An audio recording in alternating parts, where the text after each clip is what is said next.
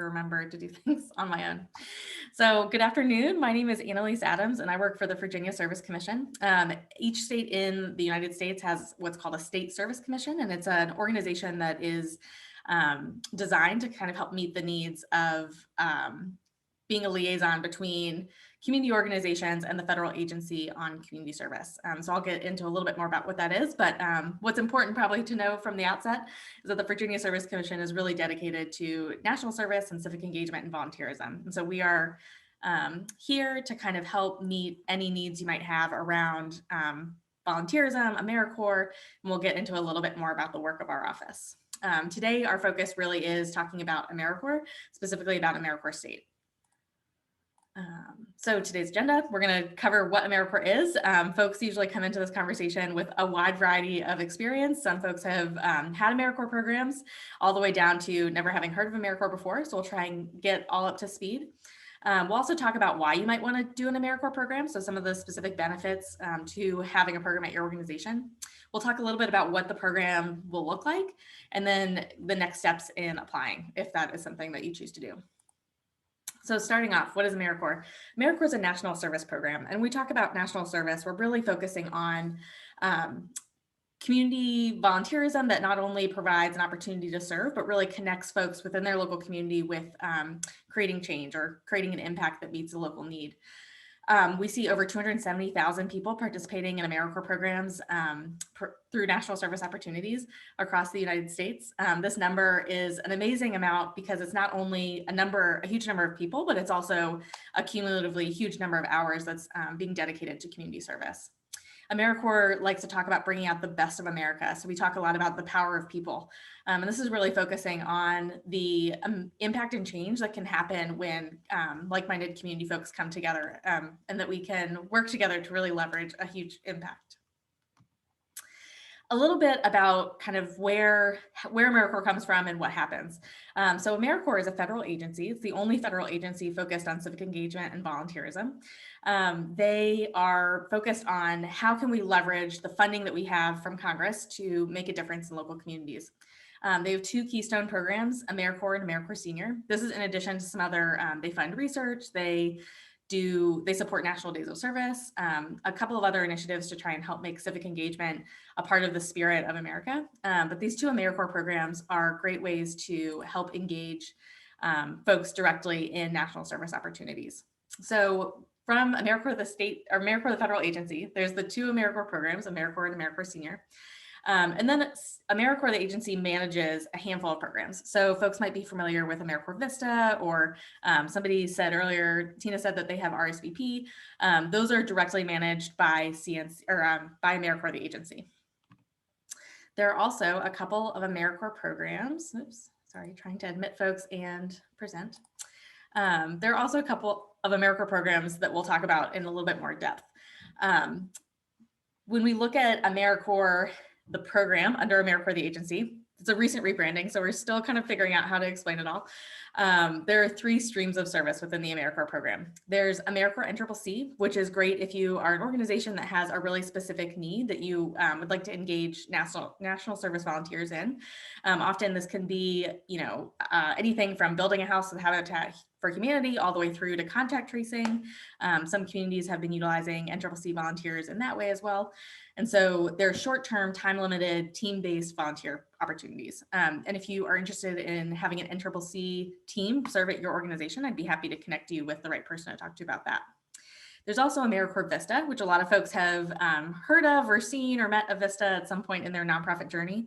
AmeriCorps Vistas serve for 1 year at an organization in a capacity building role. So the focus of AmeriCorps Vista is really figuring out a way to help leverage a full-time service member, so they're serving full-time at an agency, in ways like fundraising and volunteer management, really trying to help build the structure around a program so that the organization can then move on to engaging staff or engaging a more sustainable structure for that program.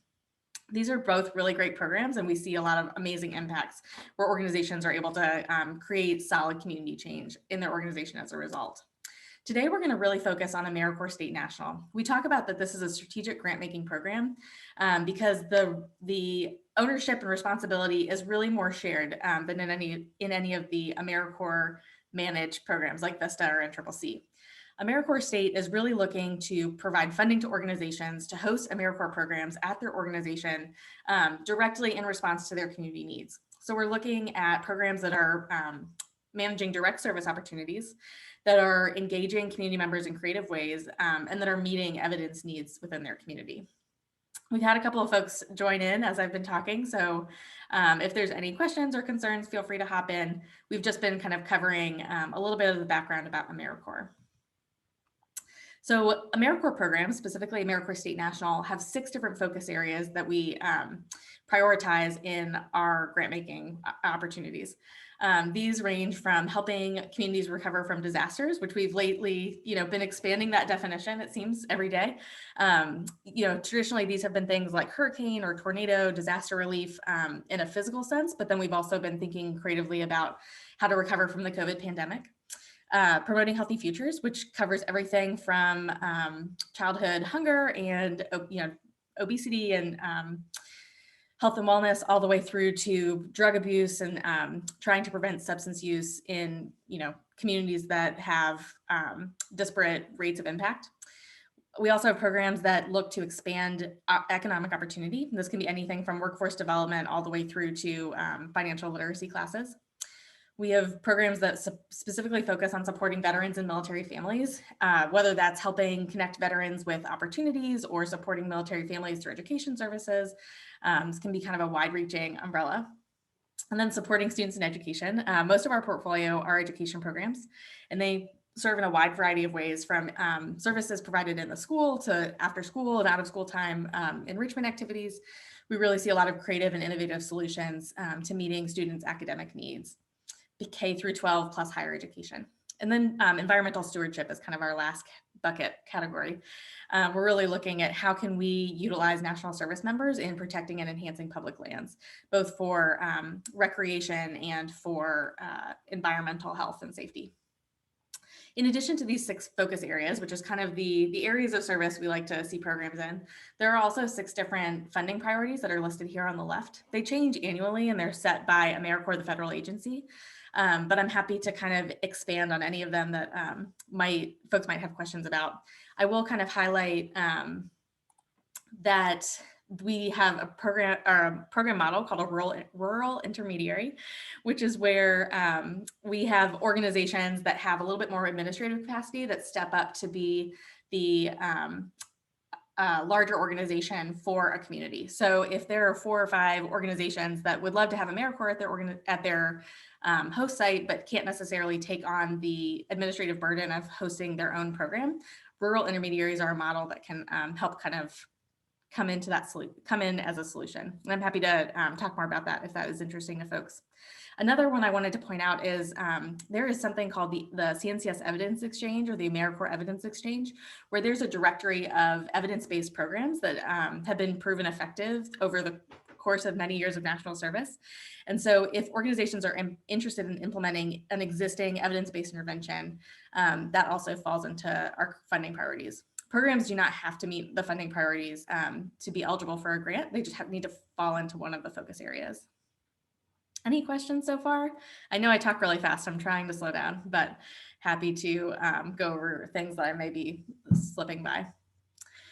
I'll move on a little bit. There are a couple of key things that I think are really important as we start thinking about AmeriCorps. I really like to emphasize that it's not just a grant, but it's a program. So a lot of folks are drawn to AmeriCorps because it's a funding opportunity, which is great. And that is 100% true, it is. But it's also a program that we are expecting organizations to implement at their site. So this means that in addition to receiving funding, that there are a variety of different requirements around managing program activities and members and making sure that, that the opportunity is not only to enhance a service that's being provided to community members. We also really want to make sure that there's a culture of service. So sometimes I think, when we're doing community work, we can kind of gloss over the impact of volunteerism on the volunteer, but it's something that within national service is a really important core element, because we know that that's part of how this community work continues, right, is by inspiring people to serve. And then lastly, thinking about needs as evidenced. So making sure that the needs that we're addressing are tangible. We really feel like it's important to make sure that we can measure, right, the impact of the programs. And so AmeriCorps programs are designed to meet needs that we can prove and then fit into a larger story, a larger narrative of national service. And I'll talk a little bit more about that in a little bit. I'll also get into a little bit about what this looks like on the ground. I know that a lot of this can sound really. I was like, wait a second, that's me. Apologies, there is an audio track that I was trying to remove from this presentation. So I'll talk a little bit about what this looks like on the ground. AmeriCorps in Virginia is about 14 different programs that we have within our portfolio. So we subgrant out about $4 million every year across these 4 programs. And we have about 400 AmeriCorps members that will serve over the course of the year. Some programs have members that serve year round. Some programs have members that serve seasonally. It all kind of depends on the program design. The members are serving in activities that range from in-school and after-school tutoring, working at state parks, providing classes and services to folks that are maybe low-resourced or living in under-resourced communities, all the way through to peer recovery services through recovery programs and that kind of thing. So you can really see from this slide that our members serve in a wide, diverse array of service activities. And this is really important to us because we think that the member experience can be a really pivotal force for change in communities. So if you aren't already super jazzed about AmeriCorps, I'll kind of go over some more of the benefits. As an organization, it can be a really cost-effective solution. I know we all want to serve more people and find ways to increase our impact. And so AmeriCorps is a really crucial way that we can do that. It's not only cost-effective in that it costs less than a full-time staff member, but it also is a way to help increase the mission of your organization through AmeriCorps members. So I'll talk a little bit about why we really encourage folks to not think about their AmeriCorps members as staff. But if your organization is trying to promote a mission within your community, then engaging folks as really invested volunteers is a great way to do that. And that's one way to think about AmeriCorps members. It also creates possibility for more volunteers, right? And so thinking about how can you leverage the service AmeriCorps members are bringing to your organization to help increase your impact in a wide variety of areas, not just in services provided. And then also you have ownership over your program. So while we do provide a variety of kind of AmeriCorps regulations and structures, we also look to programs to kind of tell us like what your program needs to do and how you need to serve your members and where your members are going to come from and that kind of thing. So different from other programs that might assign a member to you, AmeriCorps programs are responsible for recruiting and retaining their own members. The members really get a great experience out of this program. So not only do they receive valuable training and learning experiences, so this is great for folks that might be early in their career or looking for a career change, but they also can receive a modest living allowance that can help cover some expenses while they're in service, and then healthcare benefits if they're full-time. We'll talk a little bit more about what all that looks like, but I just say that to really reinforce that this is a great way to expand service opportunities to folks that may not be able to just volunteer unpaid. While the living allowance is modest, I don't want to oversell it. The addition of the living allowance and the education award can really help overcome some obstacles that folks might not be able to overcome in other ways. I'll also kind of highlight the importance of AmeriCorps for partners and community impact. I used to work for a nonprofit organization, and one of our biggest gaps was in between organizations. So organizations were providing great services, but it wasn't always easy to help folks navigate from one program to another. Oftentimes AmeriCorps can come in and kind of help bridge those gaps as resource navigators or advocates. Also, it's just a way to have folks on your team that can help know what else is going on in the community and make those connections. They also make a huge impact. So it can't be overstated how important it is to think about the amazing impact that it can have when you have more folks, not only more hands working, but then also more folks passionate about your mission in your community. The three I always call it a win-win-win solution, because I think it's a win for organizations in that it is increasing the amount of service that you can provide your community. It's a win for members because it's a great service experience that can be really transformative and catalytic in their future development and their idea of civic engagement. And then also it creates a larger community impact, right? Making the world a better place can sound kind of cliche, but I really think that is what it comes down to, right, when we think about programs like this. I want to shout out two programs. One of our programs is actually on the call, so if she wants to chime in at any point, feel free. But I'll talk a little bit about two different AmeriCorps programs that are designed in pretty unique ways, just to kind of get folks' mind rolling about what AmeriCorps might look like on the ground. So Carroll County Lift Up AmeriCorps is located in Carroll County, Virginia, which is, getting ahead of myself, Southwest Virginia, and it's an in-school tutoring program. So AmeriCorps members serve as in-school tutors, working through classrooms, tutoring students K through 12.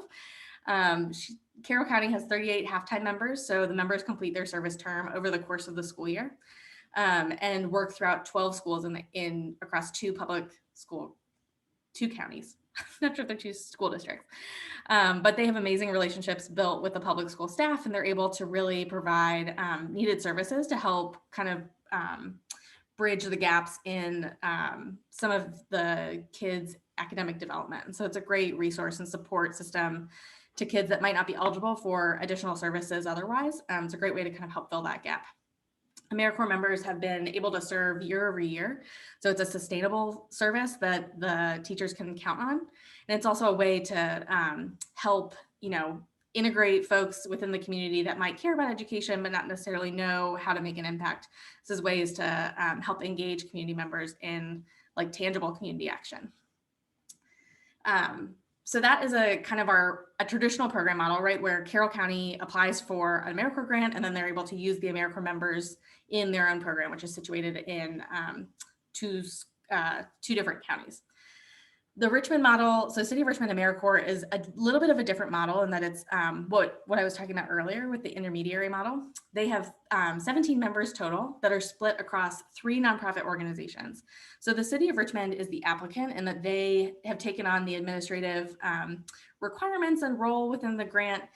And then they work with 3 different nonprofit organizations that are providing opioid prevention and recovery services to help deliver needed programming for folks that are dealing with opioid abuse. And so it's a great way for the city to kind of help make an impact, right, by making services more available and accessible, but then also highlighting and realizing the amazing services that are already existing and already being provided within the community. So they're able to come in and support nonprofits that wouldn't have the capacity to take on an AmeriCorps program on their own. This is a great way to kind of help work together, utilize a partnership to make a big difference. Their members serve for 1,200 hours mostly, and so that's what we call 3/4 time, or kind of works out to about 8 to 10 months out of the year, and then half-time members, which kind of help fill some of those gaps on the beginning and the end. I'm not going to talk too much about slot types today, just because there's a lot of AmeriCorps information, and so I didn't want to throw too much at you all at one time, but we can talk a little bit more if folks have questions about the different amounts that AmeriCorps members can serve and how that can work for different program designs. So I'm going to take a little bit of a break. I'm going to take a deep breath. Does anybody have any questions or concerns or comments? How many folks are excited to immediately apply for an AmeriCorps grant? This is 100% what you were looking for. Any things that I can convince you of?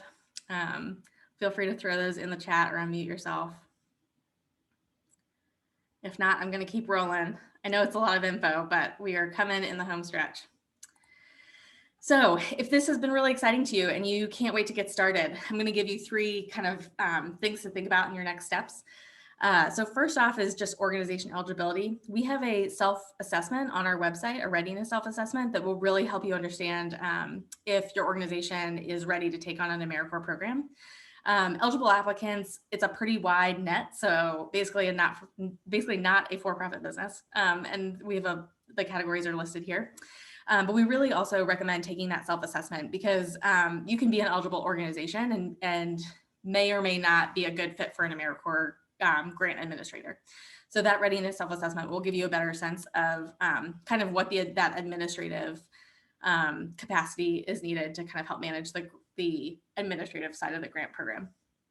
Then kind of thinking about who your members are going to be. So as you're thinking about your program, what kind of folks are you looking to engage in your mission?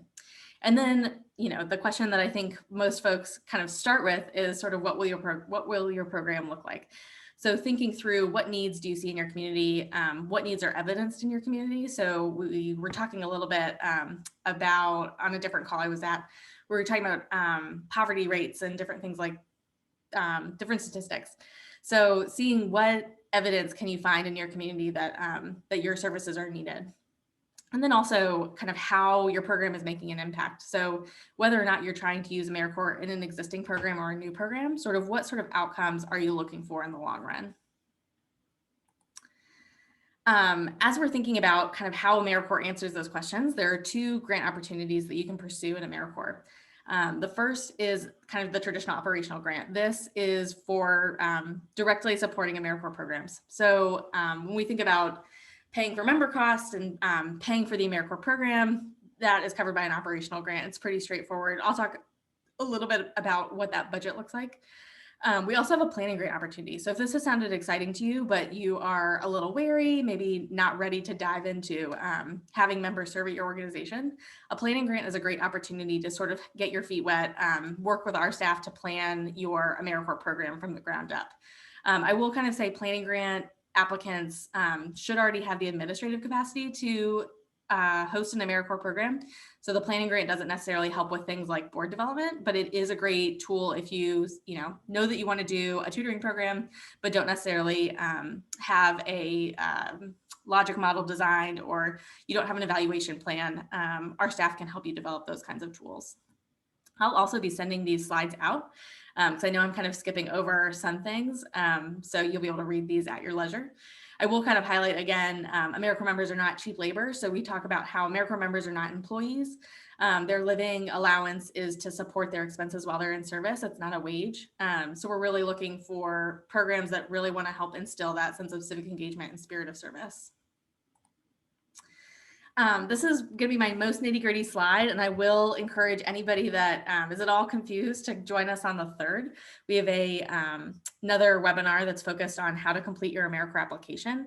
And so we'll go way more into depth into the budget and different things like that.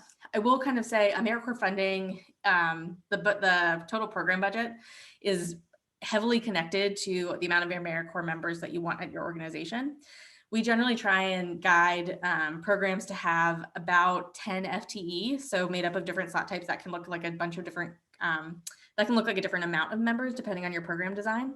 But we're really looking for sizable programs that are looking to engage a decent amount of members through their sites. Members can be placed at different host sites. I don't want to get too in the weeds, but again, I can answer any questions that this might be bringing up for folks. The AmeriCorps budget then looks at, we have a cost per MSY, which is basically a cost per FTE that we then have we are provided by the federal agency. This is where I need a co-pilot. But essentially this will help you determine the amount of your grant award, multiplying the amount of FTE or MSY by the cost per MSY, and then being able to add in your match. There is a required match. It does build from 24% your first year, and then it increases after year 3 incrementally up to 50%, which I want to say kicks in at year 10. And if you have any concerns about match, please let us know. We'd love to talk more with you about what match looks like and all that kind of stuff. Shannon, I see you clicking on and off. Did you want to jump in and say anything, or okay? Our no, fiscal just officer that is also on the call. Yeah, it can seem kind of convoluted when you're first thinking about the budget numbers and how to draft a budget to support these members. So the webinar on the 3rd will go into more depth about the types of expenses you need to think about and these federal limits that they put on the cost that you can pay per member. So yes, great. Thank you so much. Stay tuned. That's the concise way to say it. Stay tuned. And I will when I send out the slides, I'll also send out the link. If you're not already signed up for our webinar on the 3rd, I highly recommend it. It's going to be great. A little bit about the timeline. So looking forward, we would love to talk to you now if you're interested. Once the RFA is released, we're limited as staff in providing consultation. Everything goes through our procurement department. So if you are at all interested, we would love to chat with you about what an AmeriCorps program could look like at your organization. Again, I mentioned on December 3rd, we're going to have a webinar focused specifically on how to complete your application. Everything from kind of, nitty gritty, how to log into eGrants all the way through to building your budget. We're also, here for you if you have any questions. We have a variety of different resources on our website as well. The RFA for the funding opportunity will be released in mid-December. We're looking at that being open for about 30 days, so it'll be due mid-January, and reviewed by a panel combined of Virginia Service Commission staff and folks from the Governor's Advisory Board, which is our leadership structure. Funding decisions usually get sent out around February, March, depending on timing. Everything is kind of up in the air with COVID, so I'm always scared to give specific times. And then the programs begin the following September. And I can talk more about that timeline if folks are interested. That is all I have. So I sped through a lot of information. I would love to know what questions folks have, what seems, the most interesting, the most in line with what you were expecting, what was unexpected. The rest of our time is just going to be kind of for Q&A. So I will hang out as long as there are folks here. Please let me know if you have any questions. I will also make sure to follow up by email. So you're welcome to email me if you want to chat more further. Thank you guys so much for being here. I really appreciate your time on a Thursday afternoon. I hope everyone has a great rest of your week.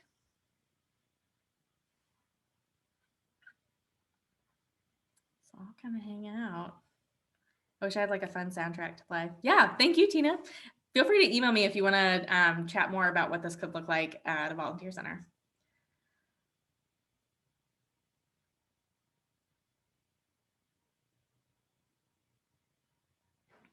Right, yeah. Thanks, everyone.